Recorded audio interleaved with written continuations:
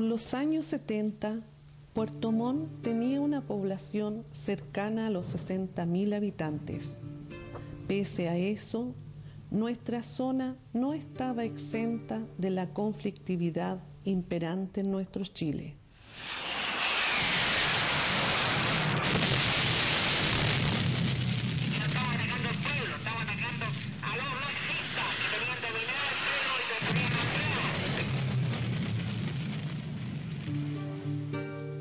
Durante la dictadura se decretaron estados de excepción por un periodo mayor a los países participantes en la Segunda Guerra Mundial.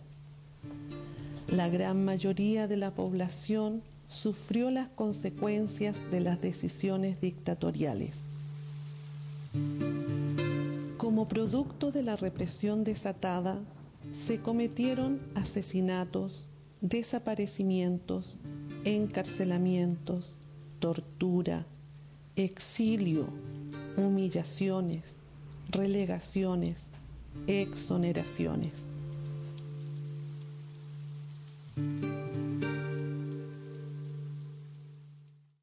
Bueno, yo andaba de 1 mes y medio embarazada cuando me detuvieron, un 16 de septiembre, como te digo.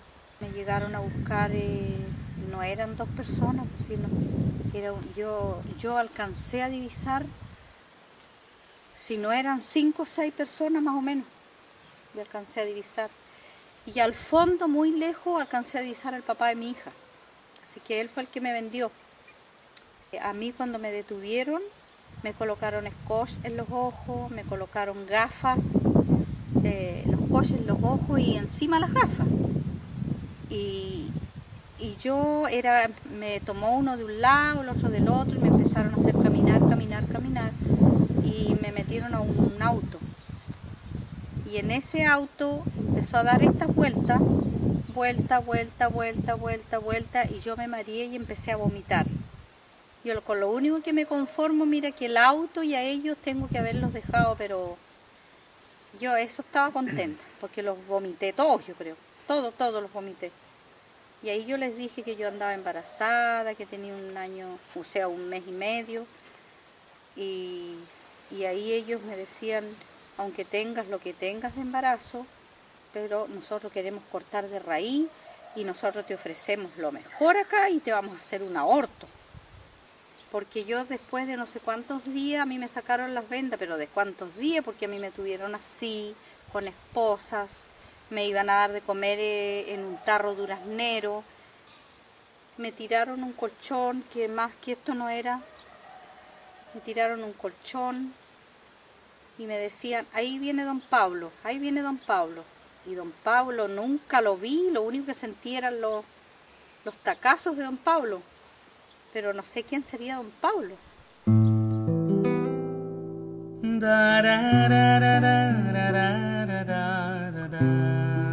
En la llegada a Chinchín, cuando llegué, pasé mi carnet y empecé a ver por los apellidos, toda la cosa, y habían estado mis hermanos, pero de mi papá no me dijeron nada.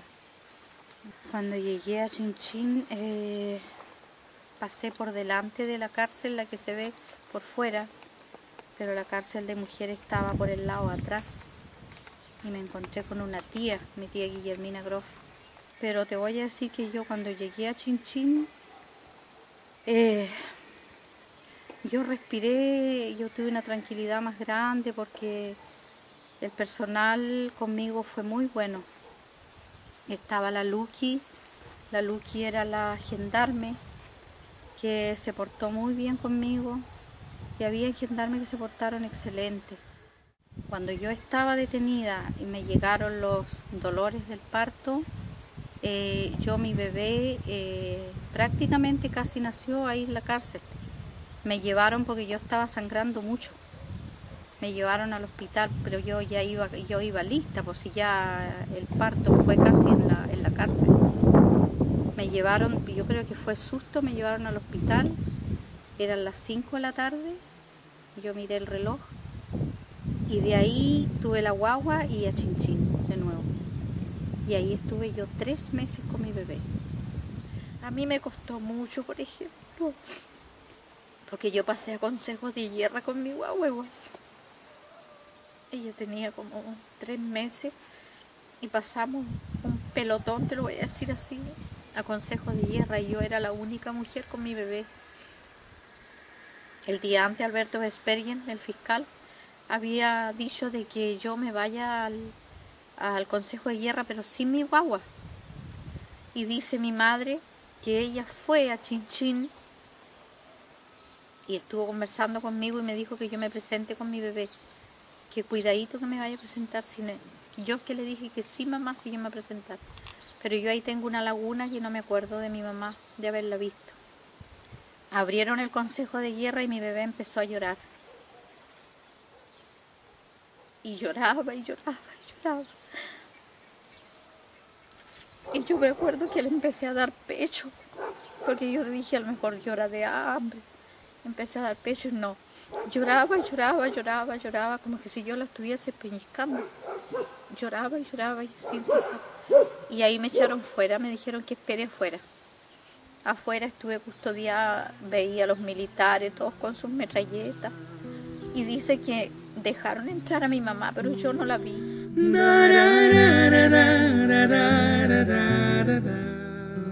Me ha costado mucho todavía de decir de que a mí en Santiago la gente que había ahí, que yo nunca pude lograr de conocerlo, gente desconocida, que llegaban ahí a mi pieza y me violaron. Eso es lo que yo no, hasta los días de hoy, no puedo contarlo, me cuesta mucho. Porque violaron mi integridad física y como mujer me dañaron para toda la vida. En la fosa donde sobreviví. En términos represivos, aquí fue René Villarroel Sobarzo, alias Juan Metralla. La represión vino por él. Los fusilados del Toro son consecuencia de Juan Metralla. Él era el teniente de carabineros de la tenencia de Fresia, el que mandaba todo. Él mandaba a torturar y torturaba él también. Él torturaba. Y hay 8 fusilados que si no hubiese sido por él no se hubiesen fusilado. Se han olvidado los gobiernos que en los países latinoamericanos han habido dictaduras y se ha indemnizado a los que fueron torturados, a los que fueron presos políticos. Sin ir más lejos, Argentina indemnizó a todos los presos políticos, a todos. Incluso si iba una embarazada, había estado presa política y con su embarazo, a la mamá y a la guagua que nacía se indemnizaba. Y así fue en Argentina. Yo he estado mucho en Argentina, he conversado mucho con los argentinos. Y lamentablemente aquí en nuestro Chile no pasa eso. Igual que me había dicho, a los 3 días me sacaron a la sala de tortura, que quedaba frente al pozo de agua que hay arriba en el auto. Y de ahí me aplicaron corriente.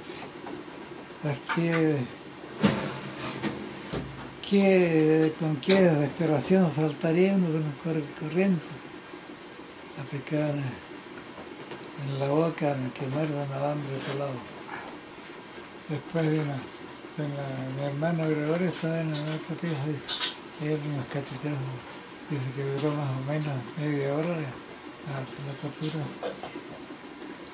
Me levanté tan mal que me fueron a encerrar en una pieza al lado, donde había una máquina de escribir y puras armas viejas, no había ninguna arma que valga. Que había estado enterradas porque todas oxidadas. Y ahí llegó el tal Navarro a plantarme una cosa, a plantarme otra. Y yo, como estaba de mal, le dije, ¿qué quiere que le diga? Le dije, le levanté la voz, porque nada debo, nada tengo que decirle, le dije. lo sacó las manos. Bueno, te vas a ir, pero te vamos a dar otra más grande todavía. Yo me parecía que afuera estaba la camioneta. Todo lo que iba haciendo lo iba haciendo solo. Y no era así.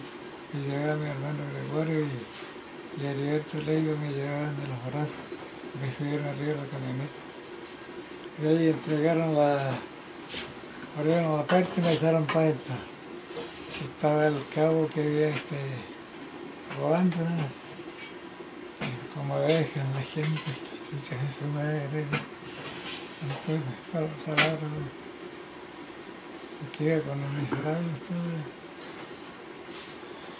Los labios hechos pedazos, los ojos medio hinchados.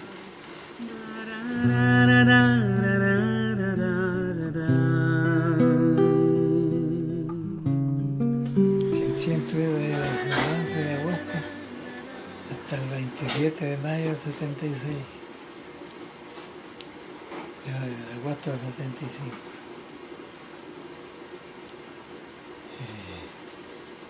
Y ahí estuve yo inconsciente. Tuve 20 días que andaba como un tantito. Andrés Gómez, me acuerdo, me decía, ¿qué te pasa, Lalo?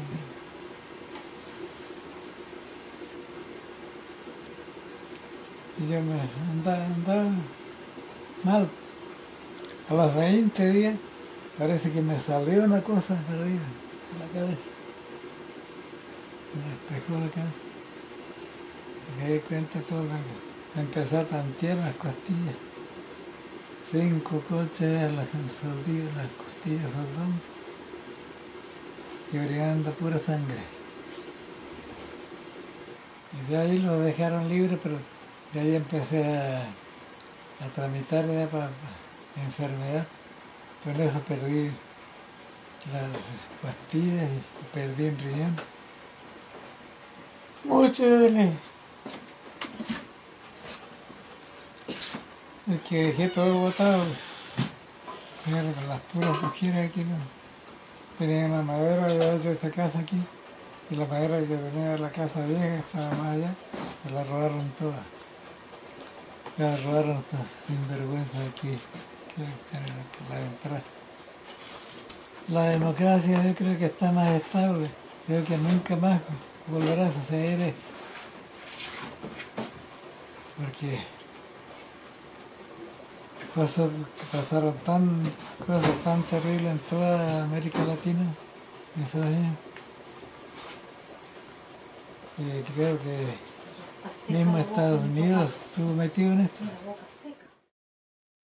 El cielo recuerda hasta el verano, ese septiembre sin primavera.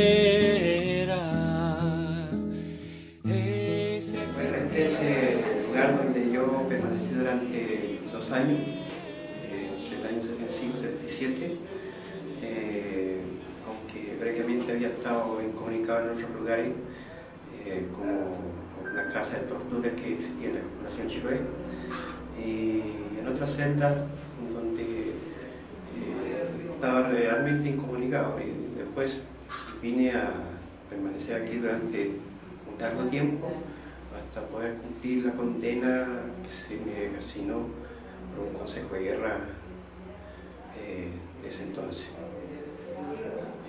Aquí esto para mí es un sitio donde nosotros entendimos realmente lo que era la represión y el fascismo.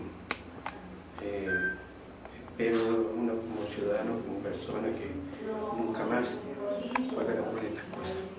Bueno, nosotros nos despertábamos a las 8 y pasábamos, venían los gendarmes a pasar el número, o sea, a contarnos, digamos. Y posteriormente nosotros nos dedicábamos dentro de las celdas a hacer un trabajo, por lo general se hizo mucho el trabajo detallado, algunos compañeros que trabajan también en otras actividades, Y probablemente eso podríamos en algún momento, después de momento más grave, más difícil que eran las semanas o a veces meses de incomunicación, aquí podíamos nosotros dedicarnos a jugar ajedrez, por ejemplo, que fue una cosa muy difundida y que servía muchísimo para soportar los malos momentos del presidio. Y bueno, después la alimentación teníamos que prepararla nosotros solos, hacíamos por turno, hacíamos la comida, charlábamos, discutíamos alguna cosa que nos interesaba hasta llegar a las 6 de la tarde, entonces normalmente venía el encierro absolutamente en la celda, o sea, durante las 8 a las 6 podíamos nosotros circular libremente entre las celdas y por los pasillos y también por los patios, donde de repente jugamos una pichanga ahí entre las piedras y el barro, pero con mucho ánimo, con muchas ganas de mantenerse un poco físicamente, porque el encierro también como que se va disminuyendo a la persona en el asunto físico. Entonces tratamos de contrarrestarla muchas veces haciendo gimnasia, haciendo deporte.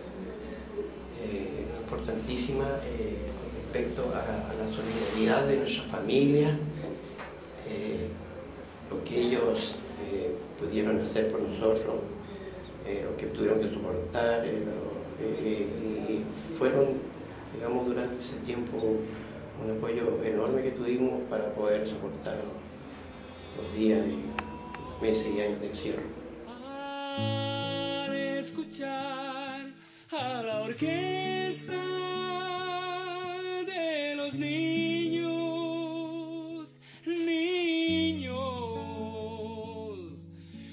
de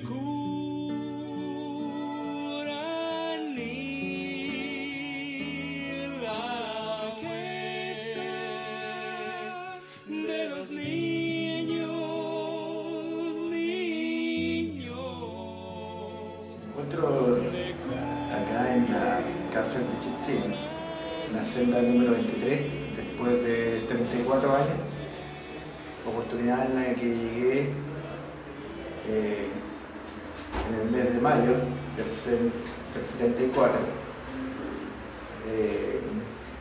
y después de haber pasado por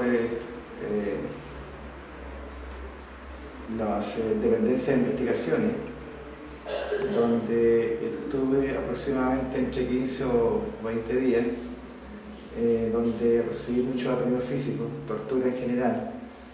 Llegar a la cárcel, en realidad, para nosotros en esa oportunidad, desde el punto de vista de nuestro concepto, era prácticamente un alivio, porque sabíamos que estando en la cárcel ya no continuaban las sesiones de tortura, por lo tanto lo veíamos como una situación de alivio. Eso indicaba los trastornos que le produce al ser humano el estar en situaciones límite, donde sus valores son totalmente trastocados y pierde todo sentido de el ser humano como tal, y por lo tanto tiene una visión distinta de lo que son sus valores y su condición de ser humano. El paso por la cárcel lamentablemente es una historia complicada para mí como persona. Había ingresado a trabajar recién y también se me frustró toda mi vida, pero afortunadamente he sabido llevar y me he sabido sobreponer a esta etapa de mi vida y lo he sabido sobrellevar. Sin embargo, hay un aspecto que quiero recalcar y dejar un testimonio para agradecer a mi familia que me acompañó siempre, que de alguna manera también ellos sufrieron indirectamente el paso de este episodio que viví yo, porque indirectamente de alguna manera también ellos vivieron esta etapa difícil junto a mí, nos costó muy caro porque fue una época demasiado dura. Mi padre quedó sin trabajo, mi hermana, que fue la que más me acompañó también en esta oportunidad, yo en ese tiempo era soltero, perdió los años de estudio, no pudo continuar estudiando, y obviamente yo, después de un año y tanto en la cárcel, no pude tampoco terminar ni conseguir en esa oportunidad los objetivos con los cuales me había trazado. Soy Lucio Villarroel, expreso político. Este era el famoso ingreso que teníamos que hacer para llegar a este lugar donde funcionaba la Fiscalía Militar. También habían 2 salas de interrogaciones donde teníamos que hacer nuestras declaraciones. Aquí funcionó la fatídica Fiscalía Militar, donde se decidió sobre la vida o la muerte de tantas y tantas compañeras. De aquí salieron los ejecutados políticos de esta zona. Nosotros o volvíamos a investigaciones para que se nos siga torturando, o decidían mandarnos a Chinchín, que era el lugar donde recién se nos reconocía como detenidos, digo. Y después nuevamente a volver a este lugar para que se nos condenara. En mi caso, tuve una condena de 3 años y un día. Cumplí 2 años y medio de prisión. Ese septiembre sin primavera, con millones de lágrimas. Sí, también recuerdo de que en uno de los traslados, con el afán de escondernos de organismos internacionales que andaban visitando ese tiempo a Chile, como la Cruz Roja Internacional, nos sacaron del cuartel de investigación y nos llevaron al gimnasio de la base naval. Y ahí estuvimos como 3 o 4 días. Y también sufrimos falta o apremio ahí en la base naval. Venía acá para los interrogatorios o la declaración. Al salir, me cruzo con mi padre. Nos abrazamos porque en realidad él no sabía mi lugar de detención donde estaba. Y los agentes del SICAR rápidamente, cuando se acercaron donde nosotros, nos dijeron que no era fiesta de Año Nuevo para estarse dando abrazos, y que si seguía insistiendo mi padre en saber de mí, también iba a ser detenido. Así que sí fue bien fuerte la situación por la amenaza de que fue objeto mi padre. Temí en realidad que le pasara. Rosas y claveles rojos no nacieron ese año. La ortiga invadió el jardín. Personas sin valores decidían sobre la vida o la muerte de nuestros compatriotas. Y nosotros solamente el delito que cometimos era pensar distinto, tener sueños, soñar una sociedad mejor, luchar por más justicia. Pero eso no creo que pudiera ser justificación para vivir tanto horror en realidad. No había tenido experiencia sobre lo que era el fascismo, yo creo que nadie la tenía, pero en todo caso fue bien tremenda la situación. Se rompieron familias, se perdieron vidas por el solo hecho de pensar distinto. Solo florecieron sonriendo al escuchar a la orquesta de los niños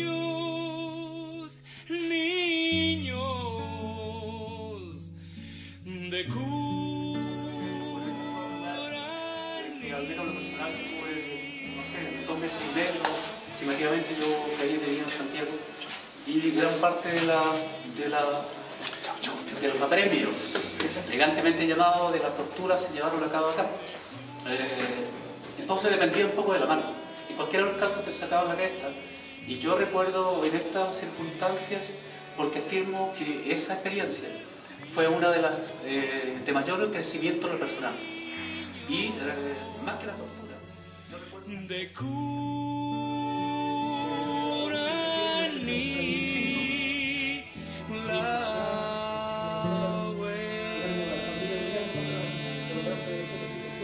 que a nosotros nos trae, no son gratos los recuerdos que tenemos acá, sino que mucho más deprimente que donde yo estuve.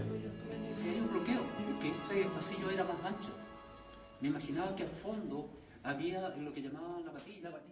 El año 75 ya Pinochet en el gobierno, un golpe militar, un grupo de jóvenes caen en todos los largos entre jóvenes y viejos, y dirigentes del partido caen en todo Chile. Y acá en Puerto Montt no fue la excepción, entonces ahí en ese entonces también estuve detenido, en la mazmorra del CNI. Y posteriormente a un mes de tortura, junto a familiares y amigos, debo recordar que mi familia estuvo casi íntegra detenida y posteriormente llegan a la cárcel de Chinchín. Llegamos a Ollego en el mes de septiembre del 75 a Chinchín, en calidad de detenido, aún sin tener, digamos, una precisión clara del por qué, porque uno tenía un cierto grado de rebeldía, pero en ningún caso fue un elemento que pudiese generar una suerte de peligro para ese entonces para los militares. Por lo tanto, uno siempre pensó que fue injusto el hecho que te hayan detenido y te hayan después transportado a la cárcel. Le contaba a mis amigos que me provoca una suerte así de alegría al saber que tú te vas a la cárcel. Entonces es como medio contraproducente pensar que tú te alegras porque te vayas a ir a la cárcel. Es decir, después de un mes de tortura, yo creo que hay una razón no sumamente valedera para alegrarte de que en el subconsciente o tu consciente te indica que el hecho de que tú llegues acá no ibas a seguir sufriendo tortura, por lo menos la física, independientemente que te privan de libertad. Era un ciudadano común y que no tenía ningún tipo de grado de delincuencia, por lo tanto, ese te marca un poco. Pero cuando tú llegas acá y ves que tus amigos, tus compañeros están acá también, y algunos están mucho tiempo, y algunos están siendo condenados, o han sido condenados, o van saliendo de acá, y tú ves que ellos son tan íntegros, conservan el espíritu solidario que tienes tú con tus amigos y compañeros, eso es lo más importante que tú rescatas. Aquí, por fuerte que haya sido la dictadura, por mucho que te haya torturado, lo que no te va a matar era tu sentido de solidaridad, que se reflejaba muy fuerte aquí entre estas cuatro paredes, obviamente en un edificio. Por lo tanto, pensar que la actitud socialista, esa utopía que te pretenden encerrar, porque en el fondo lo que pretenden es matar la utopía encerrándote. Y decimos que las ideas no se encierran, por lo tanto, las personas estamos encerrados, pero las utopías siguen estando presentes. Independientemente que esté detenido o no, sabiendo que no sabía lo que iba a ocurrir, por lo menos había una esperanza de que este es un tema que era pasajero y que pronto, ¿no es cierto?, como decía el compañero presidente Salvador Allende, se abrirán las grandes alamedas donde pase el hombre libre, lo que hoy día está ocurriendo en Chile. Yo llegué aquí el 11 de diciembre del 73. Debe haber sido más de las 5, porque como a las 5 ya quedan todos encerrados, ya cuando yo llegué ya era tarde y todos encerrados, no sé la hora, pero no tenía idea. Cuando llegué, como te digo, abrieron la puerta y pum, como que a ti te tragaba, como que se hundía uno, una especie de vértigo que uno sentía, ¿te fijas? O sea, por lo menos yo lo sentí así. Y obvio, pues te miraban todas las que estaban adentro, que eran hartas mujeres, que la mayoría eran comunes, donde nosotros quedamos las mujeres, no nos dejaban adelante donde estaban los chiquillos, sino que aquí detrás, que hay parte de esto que se ve solamente el techo. No había ventana por los... No. No, pues no había, porque esa era una muralla. Era muralla. Y acá estaban los baños. Los baños estaban como así. Sí. Así y tenían arriba nomás una cosita chiquitita donde estaban los baños, que eran dos. Eran dos baños, no era más. Duchas. Y dos duchas. Y no era más. Y se acuerda que estaba todo roto, el cemento viejo, roto, molido.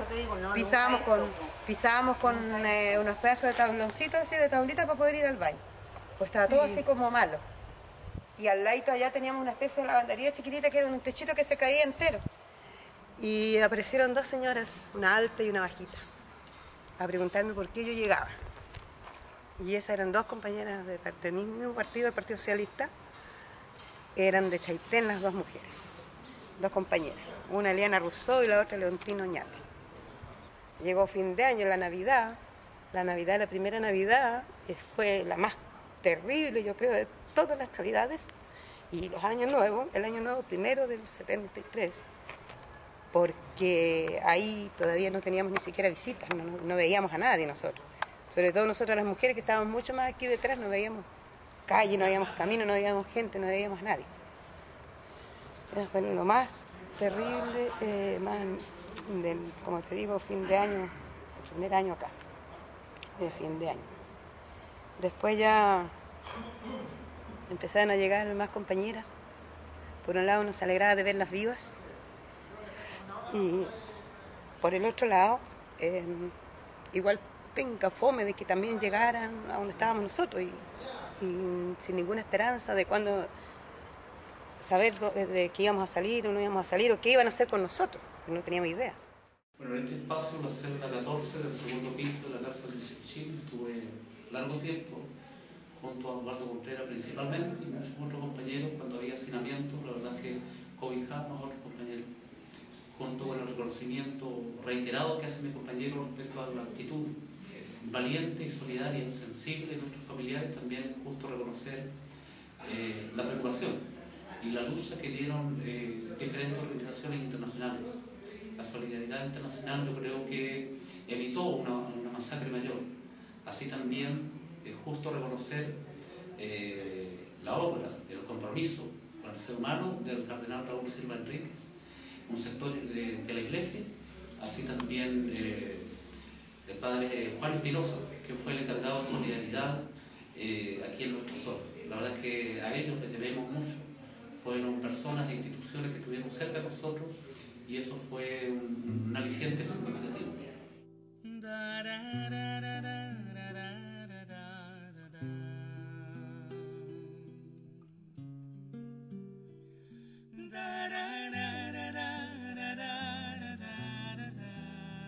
Bueno, justo es reconocer que toda vez que nos contamos que pasamos por esta experiencia de ser prisioneros de guerra,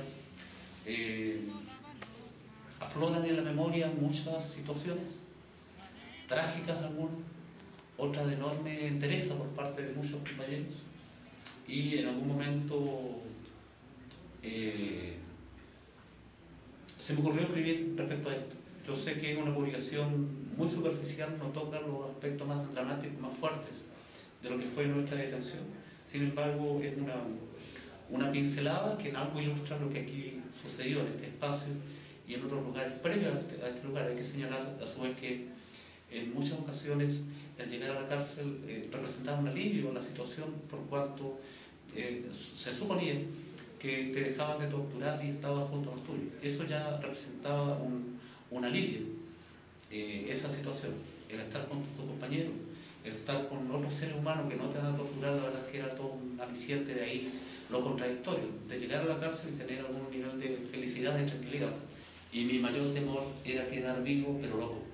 Entonces, en algún momento, pasado el tiempo, pensé que era mejor morir que seguir sufriendo esa situación y sobrevivir a esa situación de trastorno. Y escribí en lo profundo, en la fosa donde sobreviví, volaban hojas de calendario y tres grillos me cantaban himnos de libertad. Himnos de libertad.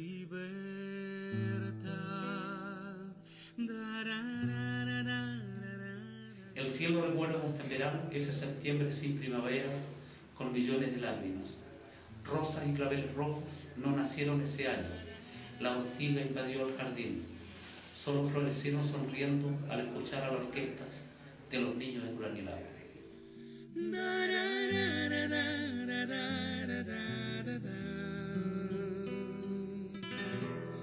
En la casa donde sobreviví,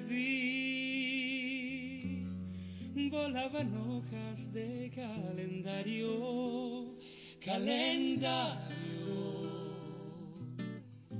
No fue guerra, fue un aplastamiento a civiles y uniformados democráticos. En los sucesos habían dos personajes centrales. Uno era un militar déspota y traidor, el otro un presidente leal a su pueblo.